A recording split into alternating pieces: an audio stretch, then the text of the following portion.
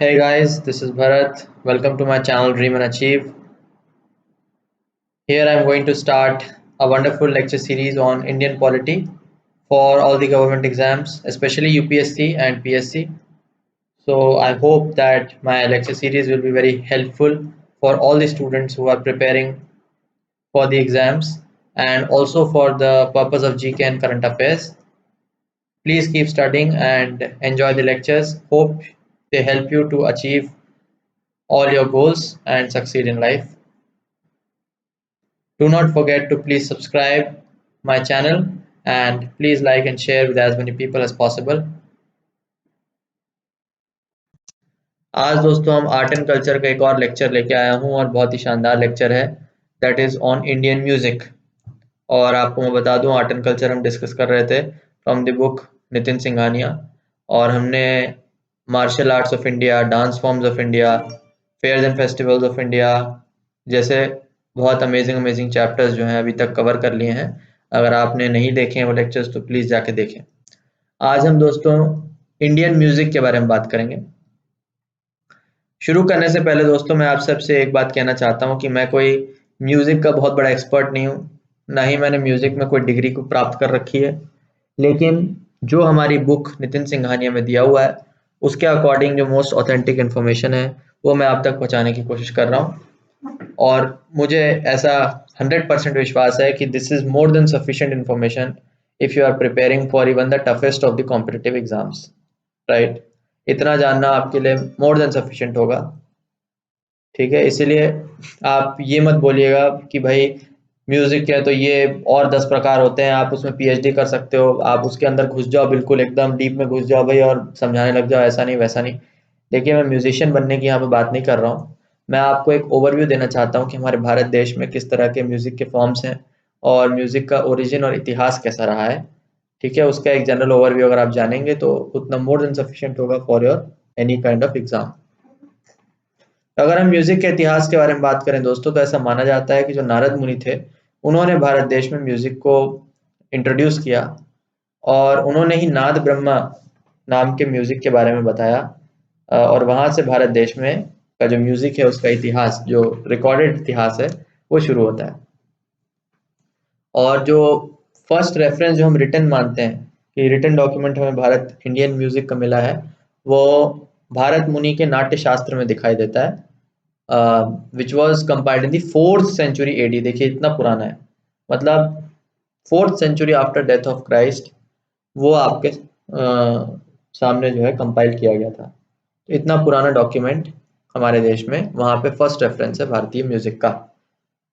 और जिस प्रकार दोस्तों हम डांसेस ऑफ इंडिया को दो भागों में डिवाइड करते हैं that is classical and folk dance, उसी प्रकार म्यूजिक को भी हम क्लासिकल म्यूजिक और फोक म्यूजिक में दो तरह से डिवाइड करते हैं। दोनों म्यूजिक को हम डिटेल में आगे पढ़ेंगे एक एक करके।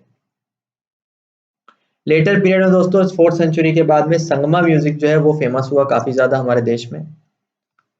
और जो हमारे रामायण और महाभारत जैसे एपिक्स लिखे गए वो भी म्यूजिकल नैरेटिव टाइप में ही लिखे गए हैं और उस म्यूजिक को जाति गान के नाम से, जाति गान या जातिगन के रूप से के नाम से जाना जाता है। तो they are the narrative types of music जिनमें एपिक्स को लिखा गया है। अच्छा, नाट्य शास्त्र की अगर हम बात करें दोस्तों उसमें 22 की नोट्स जो हैं वो रिकॉग्नाइज किए गए हैं और उनको श्रुति के नाम से जाना जाता है। तो नाट्य शास्त्र से जैसे मैंने आपको बताया म्यूजिक का ओरिजिन हुआ है, 22 कीज उसमें रिकॉग्नाइज किए गए हैं। और जो संगीत रत्नाकार थे हमारे, जो सारागा देवा, जिनको हम सारागा देवा के नाम से भी जानते हैं, बहुत ही फेमस व्यक्ति हुए हैं हमारे देश के। उन्होंने 264 राग जो है अलग अलग म्यूजिक के डिफाइन किए थे, संगीत रत्नाकारा नाम के डॉक्यूमेंट में कंपाइल किए गए। ऐसे ही दोस्तों संगीत मकरंदा नाम का एक और डॉक्यूमेंट है जो नंदा नाम के व्यक्ति ने लिखा था, जिसमें 93 रागस के का जिक्र है, जो कि 11th सेंचुरी एडी में कंपाइल किया गया था। तो ये सब कुछ आपके पुराना इतिहास म्यूजिक से जुड़ा जो हमारे भारत देश का है वो मैं आपको बताने की कोशिश कर रहा हूँ कि भारत मुनि के नाट्य शास्त्र में पहले इसका रेफरेंस हुआ, उसमें 22 श्रुति जो है वो रिकॉग्नाइज की गई थी। फिर आपके संगीत रत्नकारा सरागा देवा ने बताया, उसमें करीब 264 राग उसने बताए। फिर संगीत मकरंदा आया, नंदा के द्वारा लिखा गया और उसमें 93 राग जो है वो बताए गए। और अगर आप जानना चाहते हैं तो आप देखेंगे स्वर मेला काला विधि, ये भी आपका एक डॉक्यूमेंट रहा जो रामामात्य ने लिखा था 16 सेंचुरी एडी में। इसमें भी म्यूजिक के बारे में काफी सारा जिक्र है। और अगर आप जानना चाहते तो चतुर्दंडिका प्रक्षिका जो लिखा गया था वेंकट माखी इन दी 17th सेंचुरी। तो ये सारे डॉक्यूमेंट्स जो दोस्तों आपको लग रहा होगा कि याद करना काफी कठिन है, बट वही बात है दोस्तों कि मैं आपसे यही कह सकता हूँ कि आप इनको भले वर्ड टू वर्ड मत रटिए, लेकिन कम से कम इतना जान जरूर लीजिए ताकि अगर मल्टीपल चॉइस क्वेश्चन में आए क्वेश्चन तो आप उसको आसानी से पॉइंट आउट करके आप उसको आंसर कर सकें। सो ये सारे दोस्तों ऐतिहासिक डॉक्यूमेंट्स है जहां भारत देश का म्यूजिक इवॉल्व हुआ। देखिए कैसे हम प्रोग्रेस कर रहे हैं। 4th सेंचुरी में नाट्य शास्त्र था, उसके बाद 11वीं सदी में आपको संगीत मकरंडा मिलेगा, फिर 16वीं सदी में स्वरा मिला, काला विधि, और 17th सेंचुरी में चतुर्दांडी प्रक्षिका। और 17th सेंचुरी तक दोस्तों नया फॉर्म ऑफ म्यूजिक जो है भारत देश में डेवलप हो गया था, जिसको ख्याल के नाम से भी जाना जाता था। तो ये कुछ इतिहास हो गया दोस्तों। तो ये था म्यूजिक का कुछ इतिहास। अब हम म्यूजिक के अंदर के थोड़ी सी डिटेल्स को जानते हैं कि म्यूजिक के डिटेल म्यूजिक के कंपोनेंट्स क्या क्या हैं। तो भारत देश के जो म्यूजिक है दोस्तों उसके 3 मेजर कंपोनेंट है, एक स्वर, दूसरा राग और तीसरा ताल। 3 मेजर कंपोनेंट है दोस्तों। तीनों के बारे में एक एक करके देखते हैं। जो स्वर होता है दोस्तों वो कहाँ से आया? It was in the ancient period related with recitation of Vedas. Overtone और term use note scale. Overtone term used is note scale degree. Basically दोस्तों जो वेदास को रिसाइट किया जाता था वहां से एंशिएंट पीरियड में स्वर का कॉन्सेप्ट आया है। ओवरटोन्स जो हम लोग यूज करते थे नोट्स को लिखने के लिए टू स्केल द डिग्री, उनको बेसिकली स्वर के रूप में जाना जाता था। और नाट्य शास्त्र मैंने आपको थोड़ी देर पहले ही बताया था कि 22 की नोट्स जो हैं वो आपके उनमें उसका जिक्र किया गया। और अभी जो करेंटली हम उसको फॉलो करते हैं मोस्टली वो सारे गामा पादा निसा करते हैं, जो आप जानते होंगे शायद कि 8 आपके मोस्ट प्रोमिनेंट नोट्स हैं जिससे हमारा म्यूजिक कंपोज किया जाता है, राइट। सो नाट्य शास्त्र जो ओल्डेस्ट डॉक्यूमेंट है उसमें 22 का जिक्र है, 22 नोट्स का। और वेदास के रेसिटेशन में स्वरों का यूज किया जाता था। राग की अगर हम बात करें दोस्तों तो राग basically comes from the Sanskrit word रंज विच मींस डिलाइट। और इसका जो बेसिस है it is on the basis of melody. Melody मतलब कि कितना ईयर्स को सूदिंग लगता है म्यूजिक, कितना ज्यादा सुरीला लगता है, उस पे बेस्ड जो आपके म्यूजिक के टोन्स हैं वो राग के अंडर कॉन्स्टिट्यूट होते हैं। ताल की अगर हम बात करें दोस्तों तो ताल basically rhythmic element of the music है। तो देखिए 3 हो गया, स्वर हो गया। स्वर हो गया बेसिक एलिमेंट जो वेदास के रेसिटेशन में काम आता था और जिससे कि बाकी सारा म्यूजिक कंपोज हुआ है, बेसिक की नोट्स है। उसके बाद राग हो गया दोस्तों वो एलिमेंट जो म्यूजिक को सुरीलापन देता है, राइट, जो कानों उसको मधुरता देता है। और ताल हो गया दोस्तों जो उसको रिदम देता है, एक कांस्टेंट आपको एक पैटर्न देता है, right, rhythmic form of movement में चलता है, that part of the music is ताल। ठीक है। और जो नोट्स हैं दोस्तों, राग के जो नोट्स हैं उनको 3 भागों में बांटा गया है, औदव, शादवा और संपूर्ण। ठीक। अब ये डिटेल में क्या है दोस्तों, मैंने आपको जैसे कि बताया कि म्यूजिक के हमको यहाँ पे एक्सपर्ट नहीं है, हमको कंपोजर नहीं बनना है, हमको लिरिसिस्ट नहीं बनना है, हमें अंदर डिटेल में जाने की जरूरत नहीं। लेकिन राग के जो 3 पार्ट्स हैं नोट्स के वो मैं आपको बता देता हूँ कि औदव, शादवा और संपूर्ण 3 उसके अलग अलग भाग होते हैं। सो अगर आपको पूछा जाए कि म्यूजिक के कितने, म्यूजिक की एनाटॉमी क्या है, तो बेसिकली 3 पार्ट है। One is swara, then second is raga and third is tala. Tala refers to rhythm, यानी कि पैटर्न में म्यूजिक जो जा रहा है वो पार्ट आपका ताल से रिलेटेड है। जो राग है वो आपका सुरीलापन और मधुरता से रिलेटेड है। और जो स्वर है वो आपका बेसिक नोट्स हैं जिनसे कोई भी म्यूजिक कंपोज किया जाता है, जैसे सारे गामा पादा निसा वगैरह करंट है। और नाट्य शास्त्र में 22 अलग अलग नोट्स का जिक्र किया गया है। अच्छा, इसके बाद दोस्तों किसी भी राग को शुद्ध कब कहा जाता है? शुद्ध तब कहा जाता है दोस्तों इफ एनी राग is missing from composition it's nature doesn't change. मतलब कि शुद्ध यदि यदि किसी राग को अगर हम हटा भी देते हैं कंपोजिशन से, एक म्यूजिक को मैंने कंपोज किया वहां से अगर मैं हटा भी दूं किसी पर्टिकुलर राग को, उसके बाद भी उसका नेचर नहीं बदलता तो उसको शुद्ध राग कहा जाता है। 6 लाख किसको कहा जाता है? 6 लाख जस्ट उसका ऑपोजिट होता है, यानी कि नेचर ऑफ फॉर्म चेंज हो जाता है। यानी कि अगर मैं उसके कॉम्पोजिशन से किसी भी राग को मिस कर दूं म्यूजिक से तो दैट म्यूजिक का कॉम्पोजिट नेचर जो है वो चेंज हो जाता है, फॉर्म चेंज हो जाता है। ऐसे म्यूजिक को 6 लाख कहा जाता है। ठीक। और अगर दो या दो से ज्यादा रागों का आपस में कंपोजिशन होता है, मिश्रण होता है, तो ऐसे को संकीर्ण के नाम से जाना जाता है, संकीर्ण म्यूजिक या संकीर्ण राग के नाम से भी जाना जाता है। तो ये तीन जो टर्म्स है, टर्मिनोलॉजीज है, आपको रफली पता होनी चाहिए ताकि आप आंसर कर सकें। इसके बाद दोस्तों अगर हम राग की और डिटेल में बात करें तो हर राग के दोस्तों 5 बेसिक नोट होते हैं। 5 बेसिक नोट्स होते हैं। कौन कौन से? एक होता है दोस्तों प्रिंसिपल नोट, जिससे राग मेनली बनता है, जिसको वादी के नाम से जाना जाता है। इसको किंग नोट भी बोलते हैं या प्रिंसिपल नोट बनते हैं। दूसरा होता है दोस्तों queen note. Queen note usually fourth या फिफ्थ नोट जो है वो मिलके क्वीन नोट को बनाते हैं। इसके बाद दोस्तों सामवादी, अनुवादी और विवादी, ये वाले पार्ट्स जो हैं आपके और आते हैं। ठीक, तो तीन तो संवादी, अनुवादी और विवादी हो गए, और उसके बाद king note and queen note. तो ये 3 + 2 5 मिला के 5 बेसिक नोट्स होते हैं हर राग के, right. Ascent is called aroha, descent is called avaroha. Ascent मतलब कि आवाज ऊंची ऊंची जो आवाज जा रही है ऊपर की तरफ जब राग जाता है तो उसको अरोहा के नाम से जाना जाता है, और जब नीचे की तरफ जाता है डिसेंट, उसको अवरोहा के नाम से जाना जाता है। अब हो सकता है यहाँ पे म्यूजिक लवर्स में से नाराज हो रहे होंगे कि भैया ये तो बंदा ऑथेंटिक इन्फॉर्मेशन नहीं दे रहा है। तो उन सभी म्यूजिक लवर्स को मैं कहना चाहूंगा कि देखिए, आप लोगों के जो वो है पर्पस म्यूजिक को करने का वो टोटली अलग है, और यहाँ पे हम एग्जाम पॉइंट ऑफ व्यू जो है पढ़ाई करने की कोशिश कर रहे हैं। तो अगर इसमें कोई भूल चूक या मिस्टेक होती है तो प्लीज उसको दिल पे मत लीजिएगा। हम यहाँ पे बेसिकली क्वेश्चन को सॉल्व करना चाहते हैं for all the purposes of competitive examination. तो इसलिए जो हमें बेसिक आइडिया होना चाहिए वो मैं बताने की कोशिश कर रहा हूँ।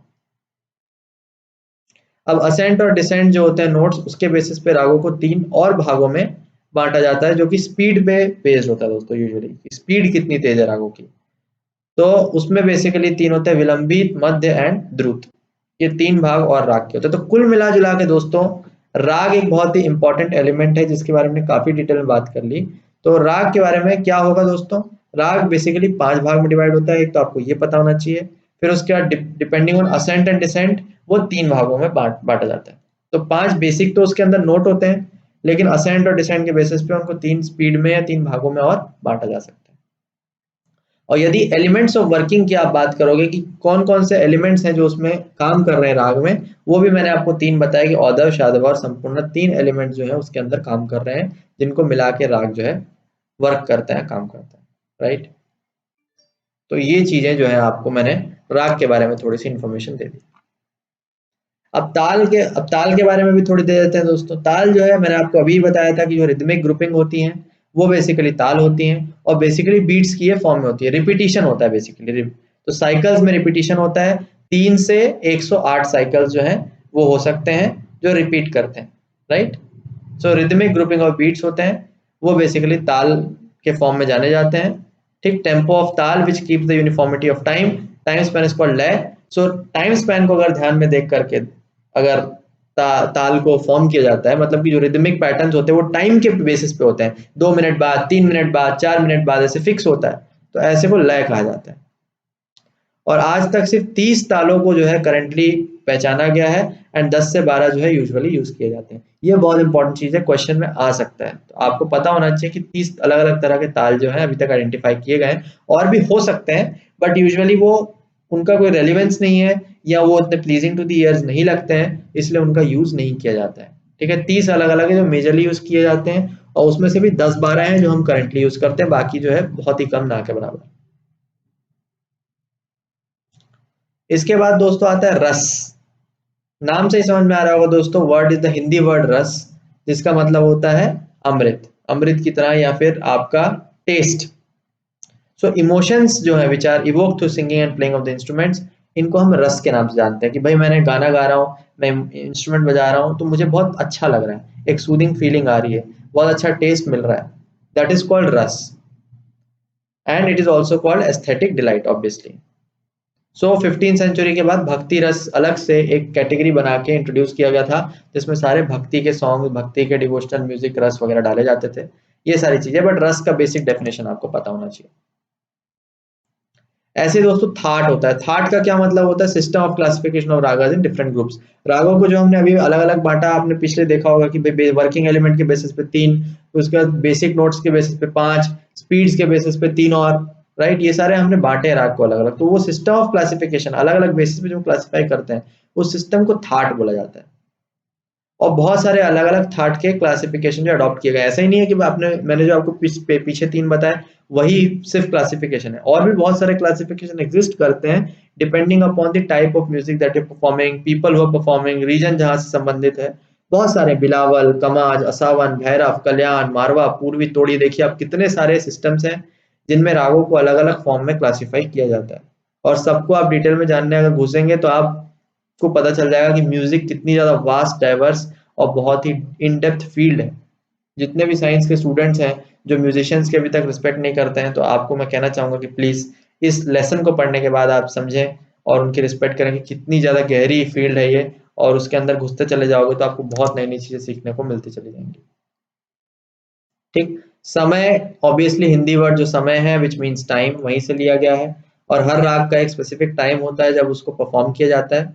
24 घंटे के जो जो दिन होता है पूरा, उसको 2 भागों में बांटा जाता है। सुबह 12 से रात 12 जिसको पूर्व भाग बोला जाता है, और रात 12 से सुबह 12 जिसको उत्तर भाग के नाम से जाना जाता है। और हर जो राग है उसको परफॉर्म करने का एक पर्टिकुलर समय, पर्टिकुलर टाइम होता है, उसी समय उस राग को परफॉर्म किया जाना चाहिए, ऐसा कहा जाता है।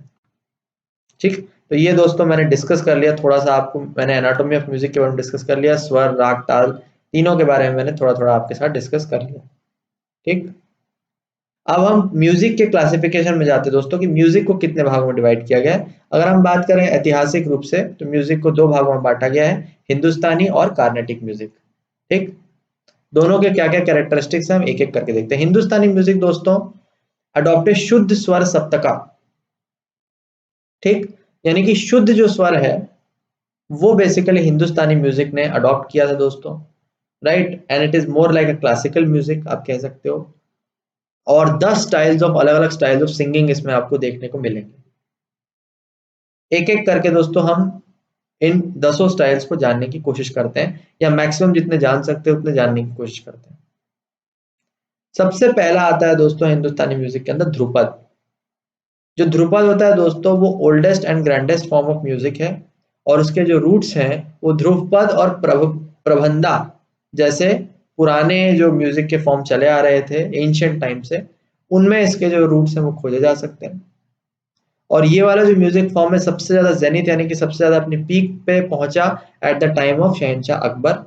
उसने बाबा गोपाल दास, स्वामी हरिदास और तानसेन जैसे महान महान जो सिंगर्स थे, गायक थे, उनको अपने कोर्ट में एम्प्लॉय किया। और ध्रुपद म्यूजिक ही मोस्टली सबसे ज्यादा उसके कोर्ट में प्रचलित था, जिसको इन्हीं लोगों ने फेमस किया। फिर उसके बाद 18th सेंचुरी में इसका डिक्लाइन शुरू हो गया। ठीक है, and essentially it remained a poetic form over elaboration of the raga. So poetic form में डिक्लाइन हो गया और ओवर एलैबोरेशन ऑफ राग वगैरह इसमें होने लग गए। और दो मेल वोकलिस्ट जो हैं इस टाइप के म्यूजिक को यूजुअली परफॉर्म करते हैं। ठीक है, और इसके साथ साथ tanpura and pakhavaj they accompany them. ठीक है, तो they are the people who accompany these two male vocalist in singing this kind of a music. इस म्यूजिक को 4 भागों में डिवाइड किया गया है। ये बहुत ज्यादा इंपॉर्टेंट है, आपको जानना चाहिए। दगारी घराना, दरभंगा घराना, बेटिया घराना एंड तलवंडी घराना। ये बेसिकली अलग अलग जगहें हैं जिन जगहों पे ये म्यूजिक फॉर्म्स को यूजुअली प्रैक्टिस किया जाता था। उन्हीं के बेसिस पे, उन्हीं की यूनिकनेस पे, उन्हीं की एक स्पेसिफिक जो ट्रेट है उसको खासियत मानते हुए 4 भागों में इस म्यूजिक फॉर्म को डिवाइड किया गया। आपको रफली इनका आइडिया होना चाहिए। दूसरा म्यूजिक फॉर्म अगर मैं आपको बताऊं दोस्तों तो ख्याल है। थोड़े समय पहले ही मैंने आपको बताया था कि लेटर ऑन जो नया मॉडर्न फॉर्म ऑफ म्यूजिक आया उसको ख्याल के नाम से जानने लग गए। ख्याल का लिटिल मीनिंग जो हिंदी वर्ड है आप जानते होंगे, इट मींस आइडिया और इमेजिनेशन। और जो इसको शुरुआत की थी बहुत ही फेमस भारत के इतिहास में जो पोएट रहे हैं अमीर खुसरो, उन्होंने ख्याल म्यूजिक की शुरुआत की। और इसमें basically it is based on repertoire of short songs, 2 से 8 लाइन के शॉर्ट सॉन्ग्स होते हैं। एंड उसकी जो कंपोजिशन है उसको बंदिश के नाम से भी जाना जाता है। और बहुत सारे सीरियल्स भी और बहुत सारे ऐसे अलग अलग आजकल टीवी सीरीज भी निकल गए हैं जिसमें बंदिश म्यूजिक को जो है उसके बारे में बताया गया है। आप चाहें तो जरूर जाकर उनको चेकआउट कर सकते हैं। तो बंदिश यहीं से आया दोस्तों वर्ड, अमीर खुसरो के म्यूजिक से, ठीक। और सबसे ज्यादा पेट्रोनेज इस टाइप के जो म्यूजिक को दी वो सुल्तान मोहम्मद शर्की ने दी इन दी 15th सेंचुरी। वहां से जो है सबसे ज्यादा ये ख्याल म्यूजिक जो है पेट्रोनाइज किया गया और बहुत ज्यादा आगे बढ़ा। अगर हम यूनिक फीचर की इसकी बात करें तो यूनिक फीचर ये दोस्तों यूज ऑफ तान इन कॉम्पोजिशन, राइट। तान का बहुत ज्यादा यूज किया जाता था कॉम्पोजिशन में। Alap gives given less preference than dhrupad, alap को बहुत कम प्रेफरेंस दी गई। ये सारी चीजें दोस्तों म्यूजिक के अलग अलग कॉम्पोनेंट्स हैं, आपको डिटेल में जानने की जरूरत नहीं है कि ये क्या है, क्योंकि कभी पूछा नहीं जाएगा आपसे। बट ये कॉम्पोनेंट्स किसको ज्यादा फोकस दिया, किसको कम दिया, ये थोड़ा आपको पता होना चाहिए। और टिपिकल जो ख्याल परफॉर्मेंस थी दोस्तों, उसमें 2 सॉन्ग का अधिकतर प्रयोग किया जाता है, जिसको बड़ा ख्याल और छोटा ख्याल के नाम से जाना जाता है। और जो थीम होते हैं इनके म्यूजिक के, वो यूजुअली रोमांटिक थीम होते हैं, उसी पे बेसिकली ये ख्याल म्यूजिक जो है लिखा जाता है। अगर मैं मेजर घरानास की बात करूं तो इसमें ग्वालियर, किराना, आगरा एंड पटियाला, अगेन अलग अलग जगहों पे अलग अलग तरीके से मॉडिफाई करके बजाया जाता था, उनको घरानास में डिवाइड कर दिया गया। और यही सारे मेजर जो है यूजुअली इसके घरानास हैं। कौन कौन से? ग्वालियर, किराना, आगरा एंड पटियाला। सो घरानास जरूर आप एक बार याद रखिएगा, इंपॉर्टेंट। तीसरा जो हम जानते हैं दोस्तों दैट इज ठुमरी। ठुमरी जो है वो मिक्स्ड अलग अलग तरीके के रागों पे बेस्ड है, और it is a kind of a semi classical Indian music, ठीक। ये भी एक बहुत ही इंपॉर्टेंट म्यूजिक फॉर्म है, हिंदुस्तानी फॉर्म के अंदर आता है। इसके कैरेक्टरिस्टिक क्या है? पहला तो दोस्तों की रोमांटिक या डिवोशनल टाइप का ये हो सकता है, और यूजुअली भक्ति मूवमेंट के टाइम पे इस म्यूजिक को जो है ज्यादा पॉपुलराइज किया गया। भक्ति मूवमेंट और सूफी मूवमेंट में पूरा एक डिटेल्ड सेपरेट मैंने चैप्टर बनाया है, आप जरूर जाके उसको देखिएगा। अगर मैं लैंग्वेज की बात करूं तो ये यूजुअली हिंदी या अवधी डायलेक्ट में इसको परफॉर्म किया जाता है, और यूजुअली फीमेल वॉइस में इसको परफॉर्म किया जाता है। अनलाइक पुराना अभी ध्रुपद म्यूजिक जिसमें 2 मेल वोकलिस्ट होते हैं, यहाँ पे फीमेल वॉइस होती है, और सेंसेशनैलिटी इसके अंदर बहुत ज्यादा भरी हुई रहती है। इसमें जो है फ्लेक्सिबिलिटी रागा में दी जाती है। 2 इसके अलग अलग टाइप्स होते हैं, एक होता है पूर्वी ठुमरी, एक होता है पंजाबी ठुमरी। पूर्वी ठुमरी में एक स्लोअर टेम्पो होता है, धीरे धीरे जो है ये धीरे धीरे म्यूजिक आगे बढ़ता है, और पंजाबी जो ठुमरी होता है फास्ट एंड लाइवली होता है, काफी तेजी से इसको आगे बढ़ाया जाता है। अगर हम घराना की बात करें कि कहाँ पे म्यूजिक यूजुअली परफॉर्म किया जाता है, तो यूजुअली लखनऊ और बनारस में बहुत ज्यादा फेमस है, और बेगम अख्तर के टाइम पे सबसे ज्यादा जो है इसको पॉपुलैरिटी मिली और आगे इसको बढ़ावा दिया गया इस म्यूजिक फॉर्म को। सो दिस इज ठुमरी, जो आपको पता होना चाहिए। सो कौन कौन से हमने जान लिए? एक ध्रुपद, दूसरा ख्याल, और तीसरा ठुमरी। अगला दोस्तों हम जानने की कोशिश करते हैं गजल के बारे में। गजल आप सब जानते हैं, गजल is a poetic form of rhythmic couplets. Poems के फॉर्म में हम रिदम में कपलेट्स को गाते हैं, और यूजुअली और कभी भी 12 कपलेट से ज्यादा कभी भी गजल जो है एक्सीड नहीं करती है। और सबसे ज्यादा गजल स्प्रेड हुआ था साउथ एशिया में 12th सेंचुरी के टाइम पे, और मुगलों ने सबसे ज्यादा गजलों को इंपॉर्टेंस दिया और उसको अपने पीक पे पहुंचा दिया। और यहाँ पे भी आप देखेंगे कि गजल की आर्ट का जो सबसे पहला प्रोपाउंडर है वो भी आपको अमीर खुसरो जो है वो देखने को मिलेंगे। तो ख्याल म्यूजिक भी अमीर खुसरो का ही इसको श्रेय जाता है, गजलों का श्रेय भी अमीर खुसरो को ही जाता है। अब खैर आजकल गजल जो है बहुत ज्यादा डाइवर्सिफाई हो गए हैं, इसको मॉडर्न जो है वो भी दे दिया गया है, क्या कहते हैं मॉडर्न, एक वो भी दे दिया गया है, क्या कहते हैं आउटलुक भी दे दिया गया है। इसलिए गजल अब लिमिटेड नहीं रहे पुराने जो म्यूजिक फॉर्म्स तक, अब बहुत ज्यादा मॉडर्नाइज इसको कर दिया गया है। सो बट लेकिन ओरिजिनल अगर हम ट्रेडिशनल देखें तो ट्रेडिशनल अभी भी मुगल्स के टाइम पे इसका ओरिजिन ट्रेस किया जा सकता है। नेक्स्ट हम देखते हैं दोस्तों टप्पा स्टाइल। टप्पा स्टाइल भी अगर आप देखें तो पंजाबियों में काफी ज्यादा फेमस है दोस्तों। इट इज अ वेरी, इसमें रिदम बहुत ज्यादा इंपॉर्टेंट एक रोल प्ले करता है दोस्तों, और धीरे धीरे ये एक्सटिंक्ट होते जा रहा है, राइट। नॉर्थ वेस्ट इंडिया में खास करके कैमल जो राइडर्स थे, नाम से टप्पा टप्पा टप्पा, क्योंकि कैमल्स के जो पैर हैं वो आपका, उनकी जो आवाज है वो टप टप टप टप आती है, वहीं से इसका नाम टप्पा दिया गया है। और नॉर्थ वेस्ट कैमल राइडर्स जो थे वहीं से इसका ओरिजिनेट भी हुआ है, and it gained legitimacy as a semi classical vocal speciality in the court of Mohammad Shah. तो मोहम्मद शाह जो व्यक्ति थे, जो राजा थे, उन्होंने सबसे ज्यादा पेट्रोनाइज इस स्टाइल को किया, और वहीं पे इसको फेमस जो है पॉपुलैरिटी मिली, और बहुत ही क्विक टर्न ऑफ फ्रेजेस जो हैं, तेजी से मतलब फ्रेजेस को इसमें यूज किया जाता है स्टाइल के अंदर। अगला जो है दोस्तों तराना स्टाइल। तराना स्टाइल में अगेन दोस्तों यहाँ पे भी रिदम जो है बहुत ज्यादा क्रूशियल रोल प्ले करता है, और जो इसकी मेलेडी यानी कि मधुरता होती है वो यूजुअली शॉर्ट होती है, और बहुत समय तक रिपीट किया जाता है, एक ही टाइप की मधुरता को बार बार इसमें रिपीट किया जाता है। और बहुत ज्यादा फास्ट टेम्पो जो है इसका म्यूजिक का रहता है, तराना स्टाइल का। और जो सबसे ज्यादा फास्टेस्ट इनफैक्ट जो तराना सिंगर हैं हमारे ही देश में वर्ल्ड के सबसे ज्यादा फास्टेस्ट रहे हैं, वो पंडित रतन मोहन शर्मा ऑफ मेवाती घराना रहे हैं, जिन्होंने तराना स्टाइल को एक बहुत ही ज्यादा आगे प्रमोट करके आगे उसको बढ़ावा दिया है। सो ये सारी चीजें आपको लगभग एक रफ आइडिया होना चाहिए। नेक्स्ट हम दोस्तों देखते हैं धमर होरी स्टाइल। धमर होरी स्टाइल जो है दोस्तों ये ध्रुपद के फेमस है, ध्रुपद से सिमिलर है, सॉरी काफी मिलता जुलता है, और काफी ऑर्गेनाइज साइकिल है जिसमें 14 बीट्स की एक साइकिल होती है। ऑर्गेनाइज स्टाइल है, 14 बीट की इसमें साइकिल होती है, और जो कॉम्पोजिशन होता है इसका यूजुअली डिवोशनल इन नेचर होता है, and it is related to lord Krishna. ये बड़ा इंपॉर्टेंट है कि भगवान कृष्ण की जो भक्ति है उसमें इसको कंपोज जो है वो किया जाता है, और इसमें इंप्रूव करने का काफी ज्यादा फ्रीडम जो है वो आपको दिया जाता है। ठीक है दोस्तों, तो ये धमर होरी स्टाइल है जो आपको पता होना चाहिए। अच्छा, गजल के बारे में एक और चीज दोस्तों मैं आपको बता दूं कि अ, जो उसका ओरिजिन है वो ईरान में हुआ इन 10th सेंचुरी एडी, और हमारे देश में उसको अमीर खुसरो पहली बार उसको लेकर के आया। ऐसा नहीं कि अमीर खुसरो ने पहले उसको बनाया, लेकिन अमीर Khusro was the one who gave it impetus in the Indian subcontinent, right. But origin इसका 10th सेंचुरी एडी में हुआ था ईरान के देश में। तो ये था दोस्तों हिंदुस्तानी म्यूजिक। अब हम आते हैं कार्नेटिक म्यूजिक में। हिंदुस्तानी म्यूजिक के लगभग सारे जितने स्टाइल डिस्कस करने लायक थे मैंने आपसे कर दिए। अगला हम करते हैं कार्नेटिक म्यूजिक में। कार्नेटिक म्यूजिक दोस्तों is a kriti based music. It focuses more on sahitya, lyric quality of musical piece, यानी कि साहित्य पे कार्नेटिक म्यूजिक का ज्यादा फोकस रहता है। साहित्य का मतलब होता है स्टोरी टेलिंग, और उसके जो लिरिक्स वर्ड्स उन पे ज्यादा फोकस कार्नेटिक म्यूजिक का रहता है।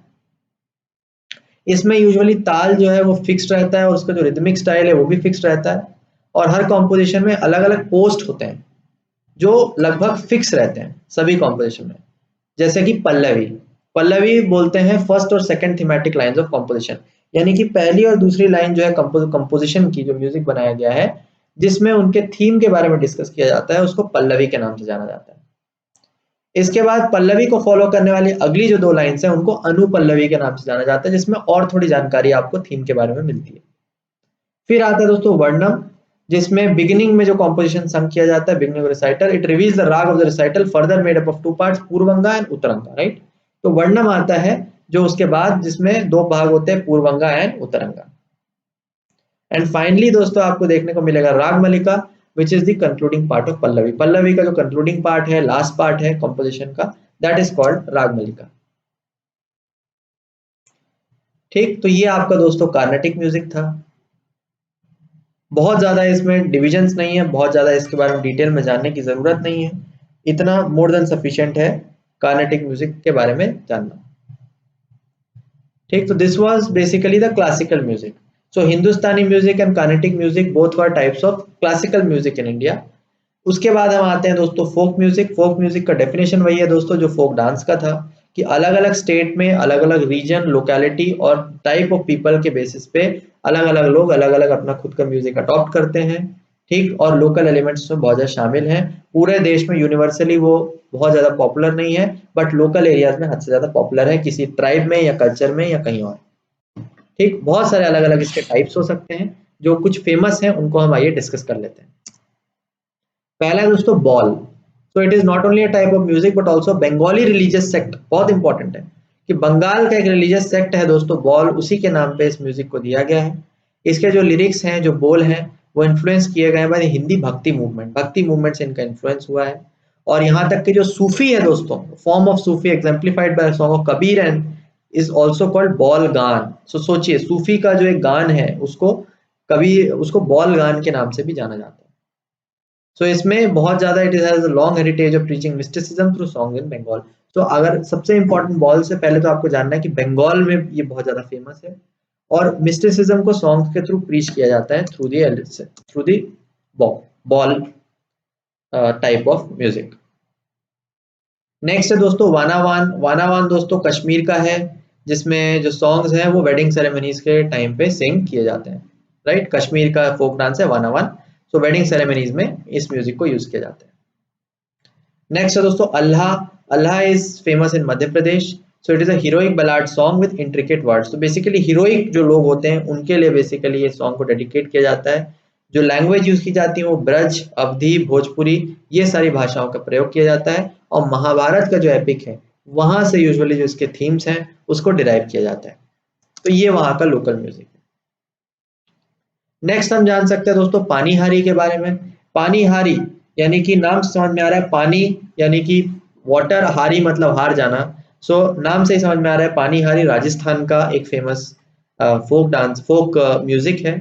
Thematically related to water songs are generally about women fetching water from well and carrying water back to houses. So जो औरतें हैं अपने सर पे घड़ों में पानी भर भर के वापस लेके आती हैं, उनका जो बेसिक वो है, उनका जो बेसिक थीम है उस पे बेस्ड ये जो गाने हैं उनको गाया जाता है। And sometime show relationship between mother in law and daughter, सास बहू की रिलेशनशिप वगैरह भी कभी कभी शो की जाती है। नेक्स्ट हम आते हैं दोस्तों ओवी पे। ओवी जो है यूजुअली महाराष्ट्र और गोवा का फेमस फोक सॉन्ग है, और लीजर टाइम में जो विमेन है इसको गाती हैं, और छोटी छोटी लाइंस ऑफ पोएट्री इसमें पाई जाती है। बहुत ज्यादा डिटेल आपको जानने की जरूरत नहीं है। ऐसे ही एमपी का दोस्तों एक और बहुत इंपॉर्टेंट म्यूजिक है, that is called pi song.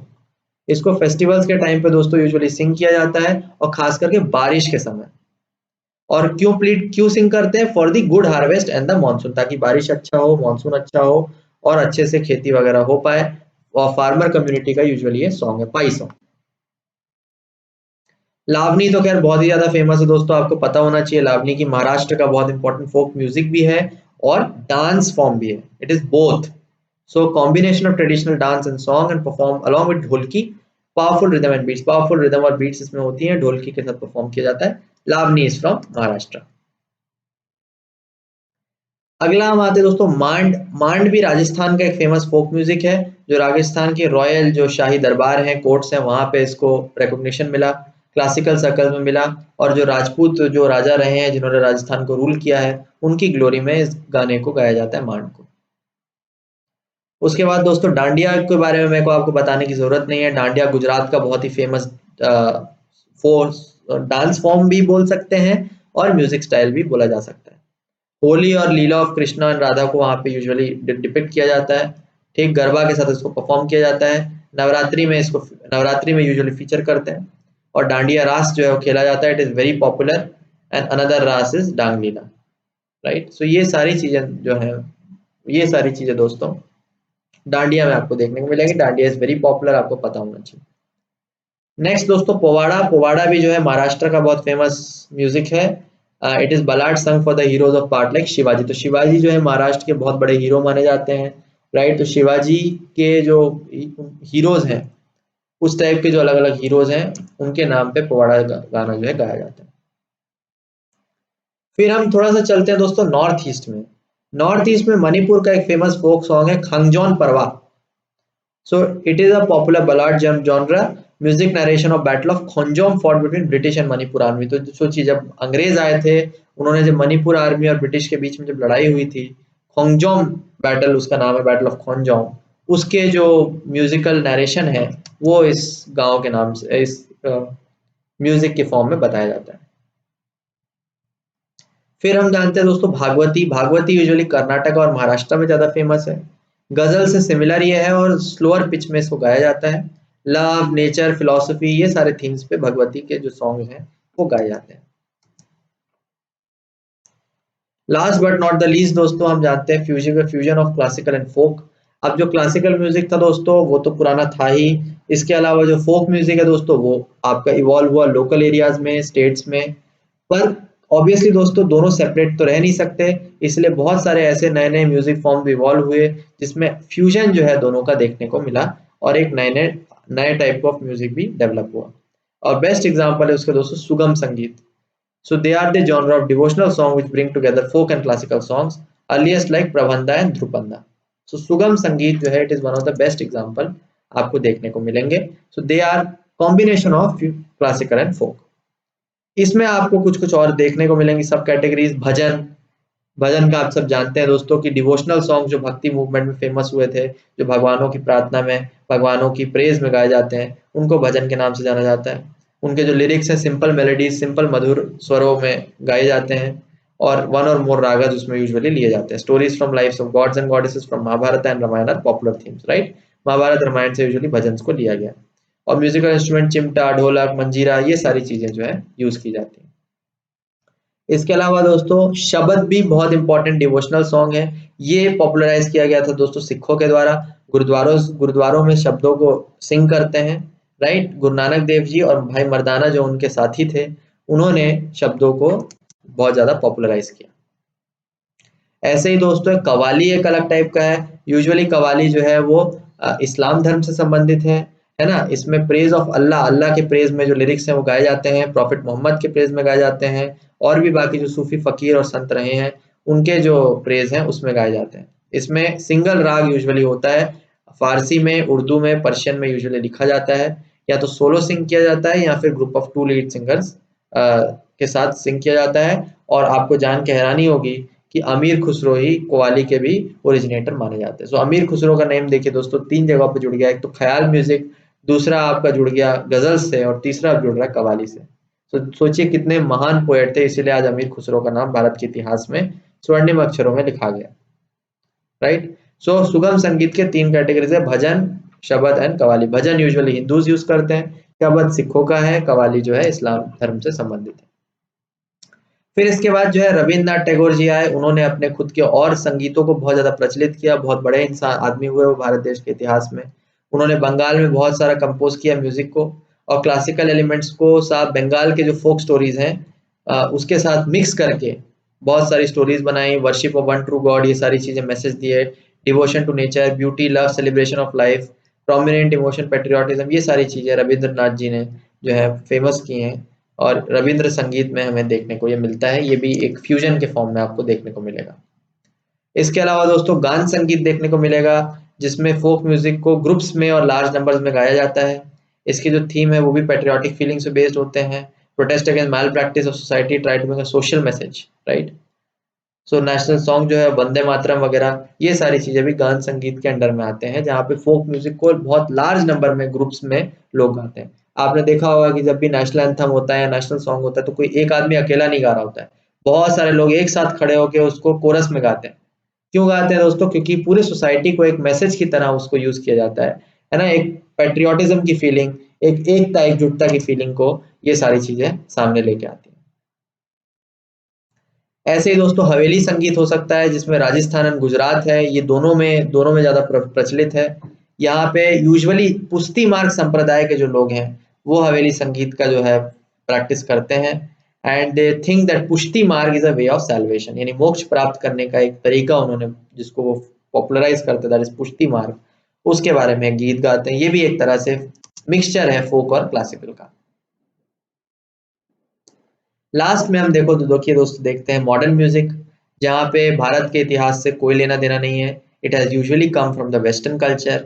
और क्योंकि भाई ब्रिटिशर्स ने भी इंडिया में राज किया है और बहुत बड़ा इन्फ्लुएंस हमारे देश में रहा है उनका, तो इसलिए वहाँ के भी जो म्यूजिकल एलिमेंट्स हैं हमारे देश में परकुलेट कर गए हैं, उनके बारे में भी हमें जानना चाहिए। So one is Indian rock, right. So Indian rock basically इसमें क्या हुआ कि भारत का जो म्यूजिक है, जो मेन स्ट्रीम रॉक के साथ जब वो एक साथ कर देते हो तो बन जाता है इंडियन रॉक। इसके जो सबसे पहले रॉक सिंगर थी भारत देश की, वो उषा उत्थुप थी। और उन्होंने रॉक म्यूजिक जो मेन स्ट्रीम है उसको फ्यूज करने लग गए traditional Indian music from mid 1960s के बाद ऐसा होने लग गया, तो इंडियन रॉक का वहां से जन्म हुआ। फिर उसके बाद जैज के बारे में तो आप जानते ही होंगे दोस्तों। जैज का ओरिजिन 1920 में मुंबई में हुआ। In the African American musicians performed it to private audiences in posh hotel. सोचिए जैज का भी आप सोचिए भारत देश में उसका एक कहीं ना कहीं ओरिजिन देखने को मिलेगा आपको। मुंबई के पॉश होटल्स में अफ्रीकन अमेरिकन सिंगर्स ने उसकी इजाद की। 1930 से 50 में उसको golden age of Indian jazz music के नाम से भी जाना गया। और jazz plus Indian classical music have some similarities, both have freedom of improvisation, right. तो फ्रीडम ऑफ इम्प्रोवाइजेशन मतलब सेल्फ करेक्टिंग का जो फ्रीडम है वो आपको जैज में और इंडियन क्लासिकल म्यूजिक दोनों में देखने को मिलेगा। इसके बाद लास्ट में दोस्तों हम देखते हैं पॉप म्यूजिक के बारे में। पॉप म्यूजिक भी इंडियन म्यूजिक को जो ओरिजिनल पॉप म्यूजिक के साथ अगर आप मिला देते हो तो इंडी पॉप बन जाता है, या हिंदी पॉप के नाम से भी जाना जाता है। सो इंडी पॉप को पहली बार ब्रिटिश ने यूज किया इंडियन फ्यूजन बैंड इन 1981, और 1990 में पॉपुलराइज किया गया बाय अलीशा चिनाई in collaboration with Biddu and MTV. तो अलीशा चिनाई का नाम आपने सुना होगा, बहुत अच्छे अच्छे उन्होंने गाने गाए हैं। She was the one who was instrumental in popularizing pop music। इसके अलावा कुछ कुछ और मॉडर्न डेवलपमेंट्स भी हुए हैं दोस्तों, जैसे कि महाविद्यालय अलग अलग सेटअप किए गए। गंधर्व महाविद्यालय जिसको वीडी पुरस्कार ने सेटअप किया है 1901। इनिशियली लाहौर में ओपन किया गया, लेटर मुंबई में शिफ्ट कर दिया गया, जिसमें हिंदुस्तानी और काइनेटिक म्यूजिक पे फोकस किया गया था। इसके अलावा संगीत नाटक अकेडमी बनाई गई, जिसमें फर्स्ट नेशनल अकेडमी जो है गवर्नमेंट ऑफ इंडिया के द्वारा ओपन की गई 1952। फोकस क्या था? म्यूजिक, ड्रामा और डांसेस ऑफ इंडिया को और प्रमोट करने के लिए सेटअप को क्रिएट करना और शोकेस करना परफॉर्मिंग आर्ट्स को। तो ये संगीत नाटक अकेडमी के काम थे, फोकस था। बेसिकली ये सब डेवलपमेंट्स किए गए भारत देश के अलग अलग म्यूजिक फॉर्म्स को प्रमोट करने के लिए और आगे बढ़ा के मेन स्ट्रीम मीडिया में पहुंचाने के लिए। इसके अलावा मैरिज कॉलेज ऑफ म्यूजिक की स्थापना भी की गई, क्लासिकल म्यूजिक के लिए खास कर कॉलेज था। थ्योरी और प्रैक्टिसिंग म्यूजिक में इसमें मोस्टली ज्यादा फोकस किया जाता है। विष्णु नारायण भटकंडे ने इसकी 1929 में स्थापना की थी। तो ये सारी चीजें दोस्तों आपका लगभग ओवरऑल पूरे म्यूजिक के चैप्टर को कवर करता है। थोड़ा सा आपको लगेगा कि ये चैप्टर शायद कठिन हो या याद करने की चीजें ज्यादा हो, बट मैं आपको अश्योर करता हूँ कि अगर आप थोड़ा सा 2 या 3 बार लेक्चर को देखेंगे तो आप बहुत आसानी से, ऐसा कोई सवाल नहीं है जो आंसर ना कर पाए। आई होप कि आपको लेक्चर पसंद आया होगा। Please stay tune for more amazing content and have a good day, good week, and please do subscribe to my channel for supporting me to make more amazing content. Thank you so much. Bye bye.